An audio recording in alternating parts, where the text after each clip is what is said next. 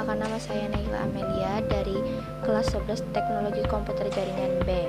Di sini untuk pelajaran Teknologi Layanan Jaringan, saya akan mempresentasikan tentang komunikasi. Pertama, pengertian komunikasi. Komunikasi adalah suatu proses ketika seseorang atau beberapa orang, kelompok, organisasi, dan masyarakat menciptakan dan menggunakan informasi agar terhubung dengan lingkungan dan orang lain. Pada umumnya, komunikasi dilakukan secara lisan atau verbal yang dapat dimengerti oleh kedua belah pihak. Jadi, yang kedua adalah komponen utama komunikasi. Yang pertama, komunikator. Dalam proses komunikasi yang menjadi sumber komunikasi adalah sumber atau pengirim pesan. Komunikator adalah seseorang yang mengirimkan pesan. Seorang komunikator harus memberikan dan memiliki sikap yang positif, juga harus tahu menempatkan informasi sesuai situasi komunikasi. 2. Pesan atau message. Yang dimaksud dengan pesan adalah informasi yang akan kita kirimkan pada komunikat atau penerima pesan agar pesan menjadi efektif. Maka komunikator harus memahami sifat dan profil komunikat atau penerima pesan, halayak sasaran, kebutuhan halayak sasaran, serta harapan dan kemungkinan respon diberikan oleh komunikat terhadap pesan dikirimkan. 3. Encoding. Encoding adalah proses mengambil pesan dan mengirim pesan ke dalam sebuah bentuk dapat dibagi dengan pihak lain. Untuk dapat melakukan encoding sebuah pesan, maka kita sebagai komunikator harus memiliki apa yang komunikat butuhkan agar dapat memahami atau melakukan dekode sebuah pesan. 4. Media atau saluran komunikasi. Media atau saluran komunikasi adalah media atau berbagai media yang kita gunakan untuk mengirimkan pesan. Yang termasuk ke dalam media atau saluran komunikasi adalah kata-kata yang diucapkan, kata-kata yang tercetak, media elektronik, atau petunjuk nonverbal. 5. Decoding.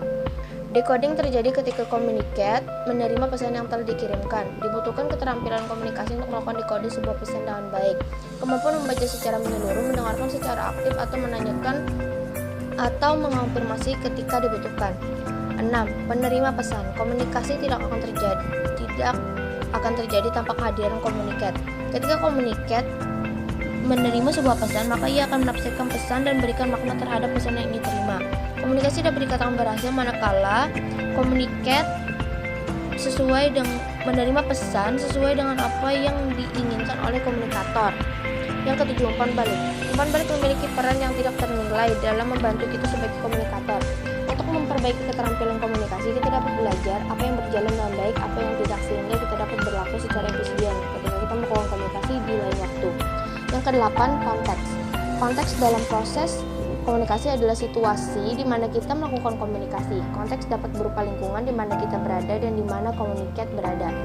Budaya organisasi dan berbagai unsur atau elemen seperti hubungan antara komunikator dan komunikat. Kesembilan, gangguan. Dalam proses komunikasi, gangguan dapat berupa segala sesuatu yang dapat mengganggu dalam proses penerima penafsiran dan penyediaan umpan balik terhadap sebuah pesan. Gangguan dalam komunikasi dapat berupa gangguan fisik seperti suara yang sangat keras atau perilaku yang biasa. Yang ke-10, efek. Efek dalam proses komunikasi adalah pengaruh dampak yang ditemukan komunikasi yang dapat berubah sifat tingkah laku komunikat. Komunikasi dapat dikatakan berhasil apabila sikap serta tingkah laku komunikat sesuai dengan apa yang diinginkan oleh komunikator. Namun, apabila efek yang diharapkan oleh komunikator dari komunikat tidak sesuai, maka dapat dikatakan komunikasi menemui kegagalan. Selanjutnya, perkembangan komunikasi data. Seiring perkembangan zaman, khususnya dalam dunia teknologi, komunikasi terus mengalami perubahan dari masa ke masa. Dari masa prasejarah sampai ke era modern seperti saat ini. Pada zaman modern seperti saat ini, teknologi komunikasi sangat cepat mengalami perkembangan yang semakin canggih, yang mempermudah manusia untuk berkomunikasi, sehingga membantu manusia dalam mengerjakan suatu hal dalam segala aspek kehidupan. Telegraf merupakan alat untuk mengirim dan menerima pesan dari jarak jauh. Ini ditemukan oleh seorang warga Amerika, Samuel F. Morse, bersama asistennya Alexander Bain pada tahun 1837. Pesan pertama dikirim pada 6 Januari 1838. Pesan dikirimkan oleh operator menggunakan kode Morse. Pesan ini sering dinamakan pesan kabel atau kawat. Media ini sangat efektif dan dulu menjadi primadona, meskipun yang bisa mengirim dan menerima hanyalah orang yang paham kode Morse.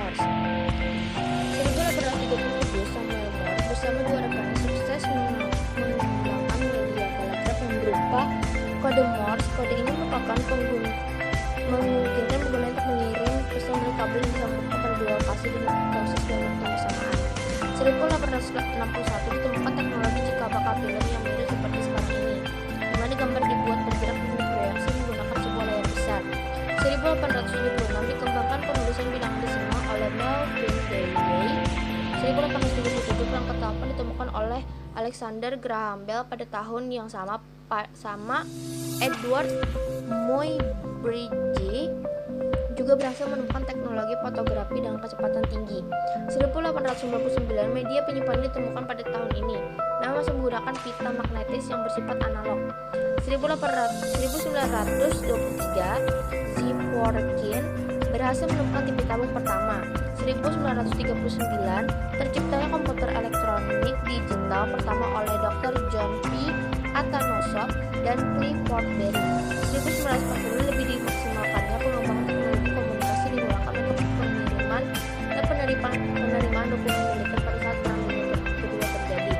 1945 pasca Perang Dunia II, Van Nevarkus menemukan sistem pengodean menggunakan hypertext yang merupakan teknologi cikabakal pembuatan website. 1946 teknologi komputer NEMIAC1 dikembangkan untuk pertama kali dan digunakan dalam instansi tertentu. 1948 para peneliti berhasil menemukan dan mengembangkan transistor. 1957 John Horney mengembangkan perangkat transistor planar. 1972 cikabakal teknologi tunggal digunakan oleh Fry Tomlinson dan dipergunakan untuk berkomunikasi jarak jauh. 1973 sampai 1990 setelah melewati berbagai macam revolusi teknologi, pada tahun inilah akhirnya internet mulai dikembangkan. 1991 sampai sekarang akhirnya teknologi pada tahun ini mulai diterapkan dalam berbagai sektor, termasuk dalam dunia bisnis. Istilah World Wide Web diperkenalkan oleh CERN pada tahun 1992. Hingga sekarang, perkembangan teknologi mutakhir telah merambah ke seluruh dunia. Karakteristik komunikasi data. Elemen komunikasi data. Yang satu, pengirim. Pengirim atau sender adalah pihak yang dapat membuat pesan dan melakukan aktivitas penyampaian pesan tersebut kepada penerima pesan. Yang kedua, penerima atau receiver adalah pihak yang menjadi sasaran pesan dan pengirim dan penerima pesan tersebut. Yang ketiga, bahasa data. Semua perangkat tadi tidak akan dapat berkomunikasi dengan sama apabila tidak memiliki bahasa yang sama. Ketujuh, transmitter. Transmitter adalah alat untuk mengirimkan data dikirimkan oleh perangkat keras tertentu agar menjadi sinyal analog agar diterima oleh media transmisi tertentu. Kemudian disampaikan diteruskan sampai ke penerima atau transmitter berikutnya. Yang kelima, encoder. Encoder adalah alat atau pihak yang melakukan pengkoderan pesan yang dikirimkan oleh penerima. Yang keenam, decoder. Decoder adalah alat atau pihak yang melakukan pembacaan kode atau simbol atas pesan yang ingin dikirimkan oleh penerima. Yang ketujuh, media transmisi. Media transmisi adalah sarana atau perangkat yang digunakan untuk mengirimkan data dari pengirim kepada penerima. Yang kedelapan, protokol. Protokol dapat disebut sebagai sebuah alat yang dituju pada penerima pesan dan sebaliknya. Protokol juga dapat disebut sebagai kumpulan aturan yang harus disepakati dua atau lebih perangkat untuk menjadi saling berkomunikasi. Hal yang mempengaruhi komunikasi data. Pengetahuan. Tingkat pengetahuan seseorang menjadi faktor utama dalam komunikasi. Seseorang dapat menyampaikan pesan dengan mudah jika memiliki pengetahuan yang luas. Perkembangan. Perkembangan sama dengan pertumbuhan manusia. Perkembangan dapat mempengaruhi pola pikir manusia, memiliki komunikasi, menyikapi informasi yang diberikan komunikator dan berbagai komunikator yang menyampaikan informasi kepada komunikan. Keterampilan menguasai bahasa.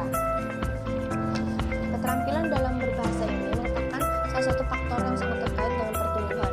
Misalnya jika kita menghadapi remaja, maka persepsi adalah salah satu cara seseorang dalam mengabarkan dan menafsirkan informasi yang diolah menjadi sebuah pandangan. Peran dalam hubungan memiliki pengaruh dari fase komunikasi tersebut.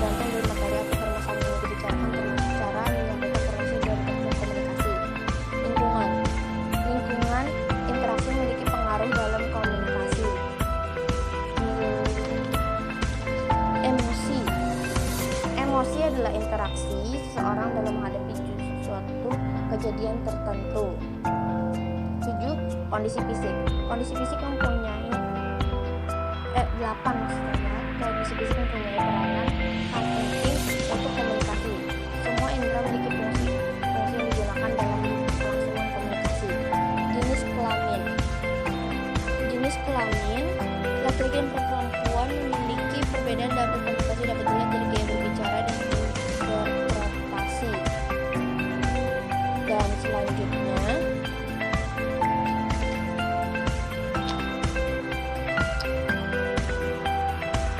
sinyal digital dan sinyal analog. Sinyal digital merupakan hasil teknologi yang dapat mengubah sinyal menjadi kombinasi urutan bilangan 0 dan 1, sehingga tidak mudah terpengaruh oleh derau. Proses informasinya pun mudah, cepat dan akurat, tetapi transmisi dengan isyarat digital hanya mencapai jarak jangkauan pengirim data yang relatif dekat. Sinyal analog adalah sinyal data dalam bentuk gelombang yang hanya kontinu yang membawa informasi dan mengubah karakteristik gelombang. Dua parameter atau karakteristik terpenting yang dimiliki oleh isyarat analog adalah amplitude dan frekuensi. Isyarat analog biasanya dinyatakan dengan gelombang sinus. Ingat, gelombang sinus merupakan dasar untuk semua bentuk isyarat analog. Model transmisi data. Pengertian simplex, half duplex, dan full duplex. Simplex adalah salah satu bentuk komunikasi antara dua belah pihak di mana sinyal dikirim secara satu arah. Half duplex merupakan sebuah mode komunikasi di mana data dapat ditransmisikan atau diterima secara dua arah tetapi tidak dapat secara bersama-sama. Full duplex adalah komunikasi penerima dua arah bolak-balik yang memungkinkan penerima dan pengirim bisa bertukar informasi secara langsung. Transmisi serial dan paralel. Transmisi serial adalah transmisi data di mana dalam satu satuan waktu hanya satu bit yang disalurkan. Dengan demikian data yang terdiri atas banyak bit dikirim secara berurutan satu persatu. Transmisi paralel.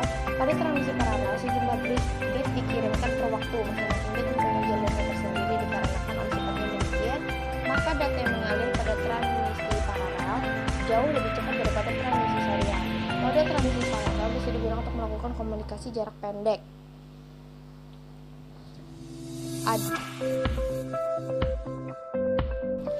Ada dua jenis teknik transmisi disebut baseband dan broadband. Transmisi baseband hanya mengirim satu sinyal pada satu waktu dan menggunakan sinyal digital, sedangkan transmisi broadband mengirimkan beberapa sinyal pada satu waktu dan menggunakan sinyal analog.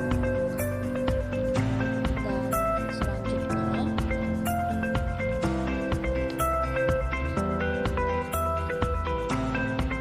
perkembangan generasi jaringan seluler. Jaringan 1G. 1G mengacu pada generasi pertama dari teknologi seluler nirkabel. Ini adalah standar dalam berkomunikasi analog yang diperkenalkan pada tahun 1980-an. Jaringan dan pada umumnya adalah teknologi analog dari fase memiliki daya tahan dan terbatas. Jaringan 2G. Jaringan 2G muncul pada tahun 1990-an yang menggabungkan sinyal digital ke dalam jaringan seluler.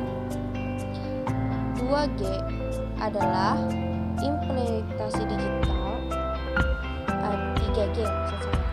Generasi ini menerapkan standar untuk sebagian besar teknologi nirkabel yang telah kita kenal dan digunakan saat ini. Penanganan data broadband dari ciri khas sistem 3G merupakan persyaratan bagi ponsel pintar yang memfasilitasi aplikasi berat data. Dan 4G adalah jaringan 4G telah mulai meningkatkan data bandwidth sekitar 10 kali lipat dari jaringan 3G. 4G adalah teknologi yang dapat berbeda dibandingkan dengan 3G. 4G dihadirkan untuk menyediakan jaringan internet dengan kecepatan tinggi, kualitas tinggi, dan kapasitas tinggi kepada pengguna, namun tetap menjaga tingkat keamanan menurut biaya layanan suara dan data. Dan yang terakhir, 5G Jaringan 5G merupakan generasi berikutnya menawarkan kecepatan yang lebih koneksi dan lebih baik daripada generasi sebelumnya, baik di smartphone ataupun perangkat lainnya. Dengan menggabungkan teknologi jaringan mutakhir seperti penelitian terbaru, 5G mampu menawarkan koneksi yang jauh lebih cepat daripada koneksi yang ada saat ini. Kecepatan maksimal yang diperkirakan mencapai 35,46 Gbps, yang berarti 35 lebih cepat daripada 4G. Demikian presentasi yang saya lakukan. Semoga bermanfaat. Salah hilaf saya mohon maaf. Assalamualaikum warahmatullahi wabarakatuh.